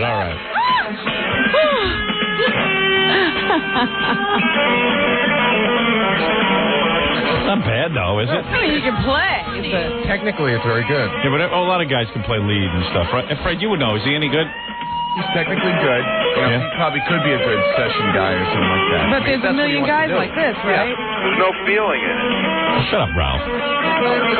He's the Kathy Lee Gifford of guitar? It's a different kind of guitar, Who said he's the Kathy Lee Gifford of guitar? I mean, technically she can sing, but she has no heart. Right. I think he's the Regis Philbin of guitar. Let's tell him he's great. Wow, I can't believe you have been discovered. Thank you, man. You can call one of your good friends, Tommy Mottola, for him. Yeah, I'm going to call Tommy Mottola, the head of CBS Records. Could you send that to us? Yeah. Overnight it. Well, this guy, he's just playing the whole damn thing. I know. Well, he can't stop listening to his own music. Ask him when the singing comes in. Guys like this have no ability to edit. Not bad. Not bad at all. Ooh. You were kidding. Well, you really are good. No wonder you're angry. You recorded that by yourself? Yes. All the parts? Everything. Wow. You're really good. Thank you. You know what I'm going to do for you? You send me that tape. I'm going to give it to a Mr. Tommy Mottola at CBS Records. You know who he is? Yeah. He's the one that gets the stuff. What's her name every night? Yeah, Maria Carey. Mariah. Whatever. Her name's Maria. You don't let it get Mariah. Have you ever heard anyone on this planet named Mariah? The wind. That's Maria Carey. Yeah, I'll pass it. I'm very, very close to the Careys. I mean, the Mottolas. I'm very close to them, actually. Okay. And I'll do you the favor. I'll give it to him. All right. Well, you definitely have people that you know in A&R. Mottola's only 2 buildings away, and he always said if you ever found a new artist that you liked. Always told me that. I'm going to back you. Oh, well. You sound like a winner. Well, thank you. All right? All right. Okay. Well, you don't sound very grateful. Well, no, I'm very grateful. Thank you. I mean, millions. Are you going to overnight that too, Howard? I could possibly do that, yes. Possibly. Well, what else you got going on? Yes, I'm saying that it is possible. You know what? Do what you want. Forget it. I'm taking it all away. Oh, come Goodbye.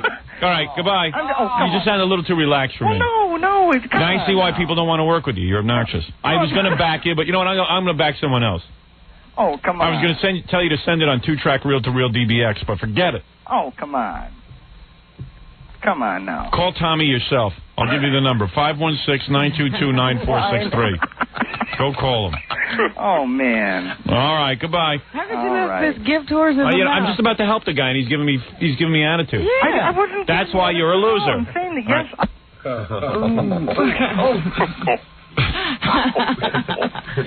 All right, Ralph, go back to bed. So Ralph, anyway, this wannabe will be assigning room, so I'll make sure I'll make sure you get a good room, and I'll make sure it's right next to Howard. I never said you were a wannabe, Howard. I mean, Gary. All right, thank you, Ralph. It was implied. It was not. I love you, Gary. You know. Well, that was exciting. Gary and Ralph are like oil and water, man. I'm nervous with that guy. I say I'm going to help him out, even though I really wasn't. But at least he could have been enthusiastic. Say thanks, Howard. Show some gratitude. Yeah. He didn't even want to play. No. You had to beg him to even get a listen. And then you say you want to help him. He goes, oh. Well, I could possibly open it. Yeah, I could possibly get that tape to you. No wonder it's tough for him to break in. He probably hasn't left his house. Yeah, I know. All right, I got to take a break here. We'll be back right after these words.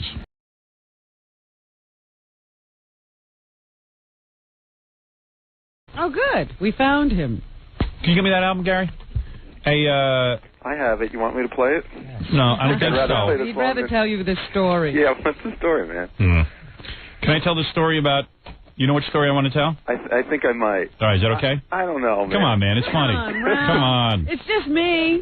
All right, listen to this. Listen to this. All right, if it's just Robin. All right, listen to this. So, I send Ralph out to do a lot of shopping for me for clothes and various things that I need him to pick up. Jewelry, lots of right, things. jewelry, whatever it is. So, so wait a second. So, I would like to find out more about this before you. I think you know plenty about it. I think you're lying. All right, listen to me. Listen to this. We'll You tell me what you make of this, Robin. Sounds good. All right, Jackie's puzzled. All right, so Ralph says to me the other day, look, you know, what's happening is I'm going to these stores, and Ralph on his credit cards and stuff, he tells me he has like a $700 limit, and a lot of times he's got to spend more money than that, and he's laying out cash. It's hard for him. He said, can you issue me a credit card? That would be, you know, in your company's name, and then I would, you know, buy the stuff every month. You get an itemized list of what I bought. Like a corporate credit card. Yeah. I said, you know what? It probably makes sense. We'll do that. Yeah. So I call my wife, and she says, well, she's got a card that he could probably use, but he'd have to use a different name and everything. I said, I'm not interested in that. I don't want to get the guy in trouble. Let's get him his own card. And, you know, what's he going to do with the card? He can't do anything weird with it because we'll see the bill every month. Right. I mean, unless he's going to run off to Nova Scotia. I don't know, you know, what is he going to do? Yeah. All right. I was booking plane reservations. Right. So I said, you know, and I trust Ralph. I've known him all these years and everything. He's always represented himself as an honest guy, and I've never caught him stealing anything. So, you know, let's do it. It's the smart thing to do. And then I'd maybe it's a 7-year scam. Yeah, maybe. Maybe he's just been working toward this moment. So, my wife calls up the credit card company. They said, we need the guy's social security number and his name. Okay, so we know his name. And we get a Social Security number, and she calls up the credit card company. She says, okay, we want to issue on a company credit card a credit card to Ralph, you know. Woman goes, okay, what's his Social Security number? I give him the Social Security number. She says, hold on. Within 1 second, she gets back on the phone. She goes, we will never issue a credit card to this person. Really? So my wife goes, well, you're not issuing it to him. You're doing it through our company. We don't care how he gets the card. He's not getting one of our cards. He is not getting one of our cards ever. Ralph. So my wife says to her, well, what is the problem? We are not at liberty to say, but there is no credit card. But, like, if I call her, she'll be able to tell me, right? Yeah. They tell you. I guess. Yeah. So anyway, I call up Ralph. I wait 3 days because I'm like, oh, my God. You don't know how to approach Yeah, and I'm like, thank God the credit card company's on top of this. God knows what Ralph has done in his past. Ralph? So I get on the phone with Ralph. Jackie likes it. Don't you have that feeling sometimes like, God, who is this guy? Like, you haven't been with him. like you know those movies where all of a sudden you find out your husband has 7 families? Right, he's got another wife and a whole... Yeah, right. Like here's a guy... The stepfather. Here's a guy who's never had a real complicated financial picture. No. You know what I mean? I mean, what could it be? What did he do? No financial picture. Right. As far as I knew, I didn't even know he had an involvement. Yeah. So now I'm like questioning everything about the guy, and I'm going, man, you know, what has he been up to? Who is this guy? Like, he might be a felon for all I know. Maybe Ralph is a spy. Yeah. So then I call Ralph after like 3 days, and I go, dude. and even when we asked him for his Social Security number, he was like, well, which Social Security number? I don't know. I don't know. It was someone with a Social Security. I sat in the car. You didn't want to give up the information? No. We were actually sitting in your car, and you asked me for it. I know. I don't know what it was. It's like a double agent or something. So I said, dude, you know, what's going on, man? I tell him the whole story, how the woman, not only it took her a second. Yeah, there must have been red flags on that Social Security number, like you can't believe. Yeah, right. I mean, it's unbelievable. Like what came up in that like machine? All the alarm bells in the company. Yeah. Ralph, do you own any credit cards at all? No, I have a Macy's. Yeah, because he told me he had credit cards. He pays everything in cash. You told me you had credit cards and you had a $700 limit. No, so you lied to me. No. It's a cash card. He's got a bank card. That's not a credit card. It looks like a credit card. It's a debit card. But no wonder he's after me for a credit card. This guy has no credit. Yeah. And don't you think it's weird that Ralph's now at a level where he makes enough money, he should have a credit card? Why should I have a credit card, Gary? Did you make a good amount of money? You make a good amount of money. You should be able to get one now. Obviously, you can't. Have you ever applied for a credit card? Of course he has. Well, no. I mean, I had credit cards years ago. Yeah. Yeah. I had a little problem, and then. Oh, so you did have a problem? No. This was like maybe like. It doesn't matter. 8 years ago or something. Ralph, it doesn't matter how long ago it was. If you did something wrong, they remember. Yeah, but I've had car loans since then. Yeah, but what happened 8 years ago? So I call him up and I go, what happened? And he goes, I don't know what you're talking about. There's obviously been a mistake here. Yeah, they've got me confused with that other Ralph. Yeah. Then he hangs up, and I'm going, Ralph, there's got to be something. These people aren't making a mistake. He goes, I'm going to call there. There's obviously been some sort of error. I don't know what you're talking about. So I'm trying to get information. I said, did you ever have a credit card? No. I don't know what you're talking about. I don't have any problems. And he goes, notice he hasn't even called. And then and then he said, the guy's totally lying to me. He says to me, he goes, well, years ago I had something. I go, what? He goes, no, but it was nothing. Do you know any guy approaching 30 who doesn't have a credit card? No. The computer's caught up. Yeah, wait a second. So now I'm going, Ralph, just come clean. Tell me what's going on. And what did I say? I said if I knew, I would come clean with you. Why wouldn't I tell you? And then he says, but you said you intimated that there was something that went on a couple of years ago, but it was no big deal. You owned a parking ticket or something? No. I know what it was I ordered. It's really stupid. I ordered something from the Franklin Mint, and they never sent it to me. And they said that they did. And, I went back and forth with them, and then it was turned over to a collection agency. But it was like $140. And then I tried to deal with the collection agency, and they didn't want to hear from me. So for, like, red flags to go up with that, I would have to default on a house or something. The way you haven't applied for a credit card in all these years? You never had a credit card and ran up on a huge, enormous bill? Nope. Never. Nope, never. What did you order from the Franklin Mint? That's even scarier. Franklin Mint. Yeah, right. Star Trek. What did you? Did you? Yeah. I ordered a dick for. What's a dick for? If you don't know, I'm not going to tell you. Yeah. I'll bet you he ordered one of those Star Trek plates, because that's what they made. Did you order a Star Trek plate? No, those plates are stupid. They also make what did you order? The Enterprise and all that stuff. What did you order, man? Come on. They're like these little, insignias? You know those insignia pins? It was a really nice set of insignia. Gary, don't you even laugh with your cartoon self. Right. So anyway, I could sell my cartoon selves. You got to just wear those idiot pins. Well, I can't wear them because they didn't send them to me. So all right. So anyway, he thinks it's from the Franklin Mint thing. I'm going. There's something more to this. That doesn't sound like red flag city to me. So then, and now anyone who's ever had a negative feeling about Ralph, oh boy, feels vindicated. Yeah, because like I was really bothered by it. And I said, geez, I wonder what the hell's going on. I was talking to my agent the other day. Oh boy. And I said, I got to tell you about this. So I call up for a credit card with Ralph, and I tell him the whole story, and he goes, you see? He says, don't you dare lend him any credit card. I go, I said, I can't even give him a credit card. Well, how does he do your shopping? Well, now he goes, and then I give him a check, and it's a whole complicated thing. You wonder, like he must have to keep a lot of cash on him. He does. He carries around, like, all this cash. Like, you would think that Ralph would have got his own credit card, put it on his credit card, and then bill you. Right. No, but it's really hard for him to do it this way. Listen to me. Yeah, because so wouldn't you clear up that thing with the Franklin? Then all I know is then Ralph starts calling me looking for accountants and stuff. He's starting to call me now and asking me for an accountant. I'm going, Ralph, what's going on? Yeah. What is happening? What's going on? You better get this all settled. I guess I have to call Allison. Do you have any tax things going on? I don't think so. No, he doesn't have any. He doesn't have a complicated situation. It doesn't matter. Complicated. Well, he probably wants to hire an accountant to get him out of this credit thing. But I'm just wondering if the whole red flag thing doesn't have to do with tax. No.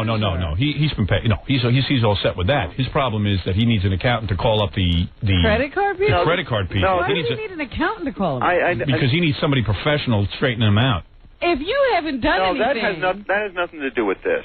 Right.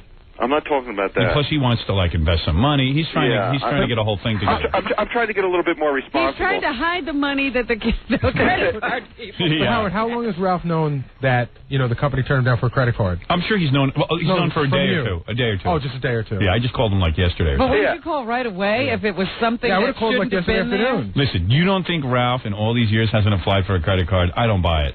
No, I don't either. I'm telling you never had a gas card? I'm telling you, I had car loans. I had a gas card, but you haven't applied for a credit card. You're now almost 30 years old. Are you 30 years old yet? Yeah. Okay. It's not only that, for a guy who the biggest part of his job is shopping. Right. But you do a lot of shopping, Ralph. But do you understand what I'm saying? I have a credit card. You do not. You have a Macy's credit card. But no. I have a Macy's. I buy a lot of stuff from Macy's. I have a Macy's card, and I have a debit card. What's a debit card? A debit card is where they just take the cash right out of your account. Now listen to me, stupid. Yeah, but why don't you have a Visa card or a MasterCard or an American Express card? Because why do I need to buy anything on credit if I need to buy it? He's got a Star Trek phone card. If I need to buy something, because Ralph, every guy gets. There's no way you haven't applied for a credit card. When you go to a hotel, what do you do? You give him. It looks like a Visa card. I think he thought. But if listen to me. Well, why if you got that, wouldn't you get something else? Why wouldn't you get a Visa card? Because why would you get something that looks like a Visa card? Because you can't get a credit card. Fake Visa. So he figured through me he's going to get a credit card. No, not real. No, not really. I don't like to buy on credit. Is there anything wrong with that? Why? Why? You just pay it at the end of the month. But why do you want to buy on credit for me? Because have you ever been to a shop where they wouldn't take your debit card? No. Never. Every place. I never even heard of a debit card. Well, they do make them, Howard. You don't go out, so you wouldn't know. Yeah. What are they like? They look like a Visa card. Is that like a traveler's check? Only it's like a bank card. Oh. It's like an ATM. And they take it, and what do? They draw it right out of your account? Right out of your account. If I pay $800 for something, I'm out $800. And that way I know how much money I have and how much I don't have. You have to establish credit, right? Yeah. Yeah, I know. And that's what I got to work. Wait, here's Dominic. He has a theory. Hey, Dominic. He's always been Ralph. Oh, shut up, fat boy. Here's what I can do. In one day, if he signs a permission, I can get his entire credit report faxed to me by one of my investigators. Yeah, but why do I could do that myself? Not in one day. And also, do you ever file tax returns? Of course. When's the last year you filed? Remember, I'm in front of my computer. When's the last year you filed? No, that would be last year. And did you ever file bankruptcy? No. That doesn't make sense. He probably had, it could be that Franklin Mint thing. Sometimes that sticks around. $100? One little credit thing. There are guys walking out that have been bankrupt 3 times. They get credit cards. Ralph sets off alarms in the whole company. Yeah. All right. Well, you guys, you know what? You ought to take Dominic up on that, Ralph. How many Social Security numbers do you have? I can't imagine it would be any help. You gave us the wrong Social. Well, don't you want to know why they rejected you? Yeah, no, but I think I could find that out through the bank. All right. Ralph, you know why you've been rejected. You just don't want to tell us. Think about it, Ralph. What happened besides that Franklin Mint bill? Something else. I'm working undercover for the... CIA. He really doesn't know, he says. Oh, please. Hey, that's what he says. Right. Let's get that credit report. It's really one of those things, and Ralph's going to go, oh, that. Oh, that. Oh, yeah. Yeah, well. I just thought it was funny because it was like one of those movies, Dominic, where all of a sudden you find out, your wife has 5 husbands. You didn't know the guy you thought you knew. Yeah, right. Like when the husband comes back and it turns out he's the evil stepfather. And then you find out, he's been living a secret life. God, he's got a whole different family. Right. I know people that have gotten out of jail for bank fraud to get credit cards. Doesn't seem right. I'm going to call today and find out. Call the office later, and I'll take care of it for you today. Yeah. What will you take care of? I'll find out what the truth is. Dominic, you might be the last person I want to know my personal business. Dominic, don't you have some weird person in Long Island you need to sue? Ralph, call like some man living as a woman, or listen, anyone is a man. Some dentist who raped his wife's sister. Well, listen, whoever they are, they have credit cards. Hey, Ralph, weirdos have credit cards. Why don't you and Dominic call now and call us back and tell us what's the problem? I'll call the office. We'll do it through my... Dominic has time. Joey Buttafuoco's between felonies. Listen to Ralph. Ralph doesn't want to give it to Dominic. Hey, wait. Hey, Dominic, hold on. Here's a woman who works at a credit company. Hold on. Hello, ma'am? Yeah. Hi. Now, you work for a credit company? Yes, I do. And what can you do? I can run a credit report on him, but I think he's lying because anything over 8 years old would not affect his credit. Most credit card companies only go back 2 years. Well, the Franklin Mint was just a few years ago. What? You said 8 years ago. You said it was 8 years ago. I've run credit reports on people that are bankrupt, that are in foreclosure, and they still get credit cards, so I don't know what you did. Miss, if he gives you permission over the phone and gives you his Social Security number, could you run it right now while we're waiting? Yeah, I can get one for you. Oh, go, Ralph. Put him on hold. He wants to give out his Social Security. Well, we can do it on hold. Ralph, you want to do it on hold? No. No? Oh, Ralph. Ralph does not want us to find out. Who are you, Ralph? Ralph, are you really Ralph? Maybe he's not Ralph. I don't know. It would all come up. Maybe it's Social Security. Well, I did change my name. You did? Yeah. I knew it. I had No, you didn't, because I know somebody who went to high school with you. What was your name, I had a real Eric? normal name, Dave, and I decided to change it to a weird name, Ralph. Oh, come on, man. You want?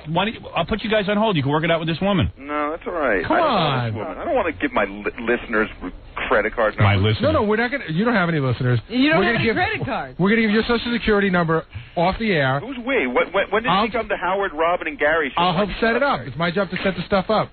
You want to do it, Ralph? No. How about we find out?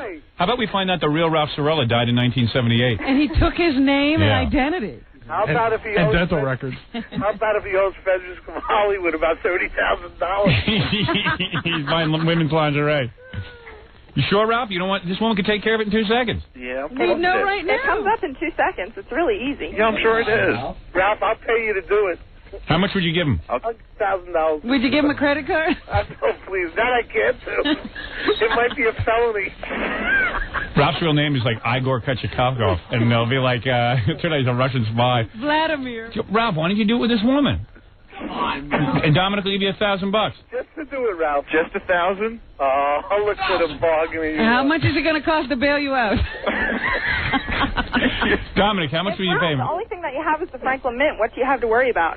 $2,000 and no. I'll take chipping in from everyone else. All right, I'll go. I'll go for it. I'll go another 500. Robin will do 500. There you go. You got It's $2,000. $2,000. You want 2,000 to do it right now? I'll even give you odds that there's something else besides the Franklin Mint. I'm dying to know what it is. Come on, Ralph. There's Ralph, 2,000. 2,000. You got it.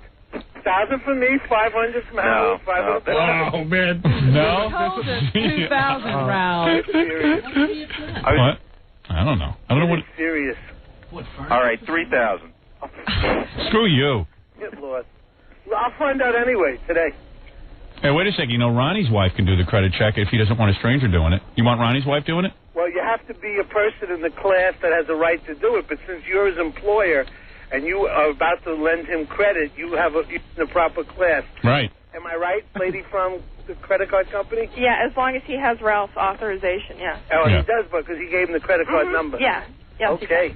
Yeah. Well, I don't want. I don't want you doing it against his will. Yeah, I mean, only if Ralph wants to do it. Only the priest did things against his will. Yeah. You want Ronnie's wife to run a credit check? Do I still get $2,000? Yeah. You're not going to give me $2,000. Yes, I'll give it to you. Let's give you a bet. How about a bet that it's more than the Franklin Mint, and we'll give you 5-to-1 odds. I don't bet with you anymore, Dominic. Yeah. All right, I bet. Yeah, you're up to something. I'll find out. Now it's a challenge. Dominic's starting his own investigation. Right. I don't know what it is, so I don't want it. But Ralph, what have you done? What if it's something that I don't know? I don't know. Oh, he's doing things he doesn't know about. He's doing it in his sleep. Wouldn't you want to know? What are you, a can have it taken off narcoleptic? your credit if it's not you. What is it, ma'am? I said, wouldn't he want to know if it's not him? You can have it deleted. I mean, I would want to know. Maybe it's just a terrible to get it off. I mean, Right. you don't have a credit card? Listen, sweetheart. I absolutely want to know. I just don't want everybody to know. Well, why don't you let Ronnie's wife run a credit check? Am I correct, ma'am, that it would be impossible to be refused a credit card for one little bill? You are absolutely correct. Thank you. There's no way. It's impossible. What if he bought, like, little toys for little boys and stuff like that? Hey, I just buy toys for myself. What could be worse than being raped by a priest, which he's already done? It wasn't rape, man. Well, who knows? I was propositioned. Big difference.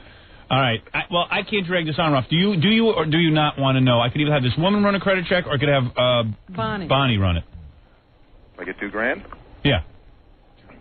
You're gonna give me $2,000 just to run. Dominic said he'll give you $1,000. You got to collect from him, but I'll give you 500, and Robin will give you 500. And then what? And then we're gonna find out, and then we're gonna announce what you did wrong. Listen to that laugh. Yeah.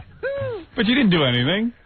It's a big mistake. I bet you it's all 970 numbers that he never paid on. I don't know. The big phone charges. He knows what it is. That's the funny part. That's part of it, yes, because that's why he doesn't want us to know. You know what it is, right? I really don't. Then let us find out, Ralph. I'm going to get off. I just pulled to the question. Let me ask one last question to this lady, please. Have you ever heard of anything like this, where someone of Howard's stature is willing to put a credit card, his company's going to back it, and he's going to give someone signing privileges? I've never heard of anything like that. How many years are you doing this?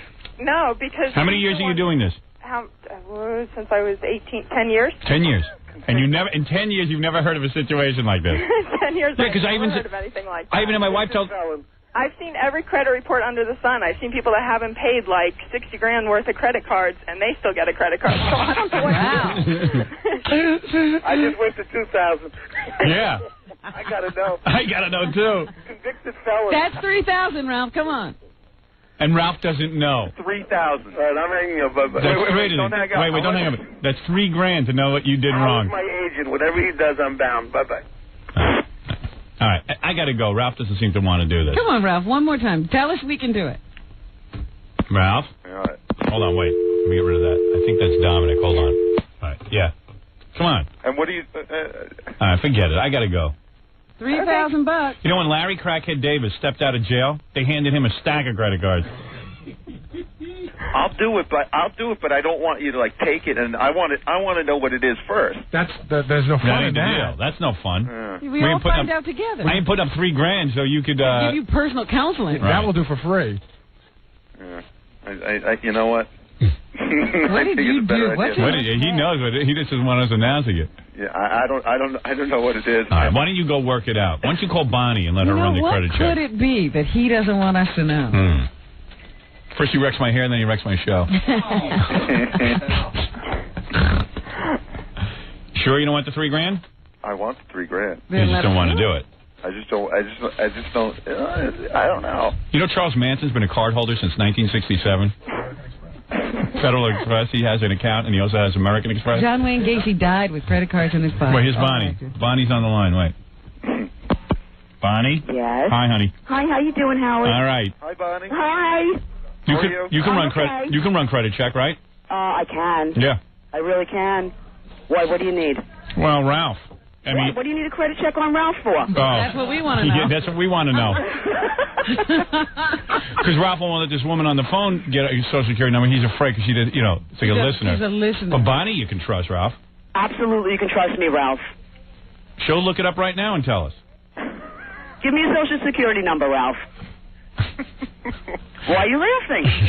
Because I'm not going to announce. I'm not going to. Well, we'll put you on hold. All right, let's put you on hold and you give Bonnie your number. All right? Wait. All right, hold on. No. I'll take care of it. Thank you, ma'am. Oh, you're welcome. All right. Bye. All right, hold on. Stay here, Bonnie. Okay. Bonnie and Ralph, hold on. Hold on, Ralph. What? Just hold on.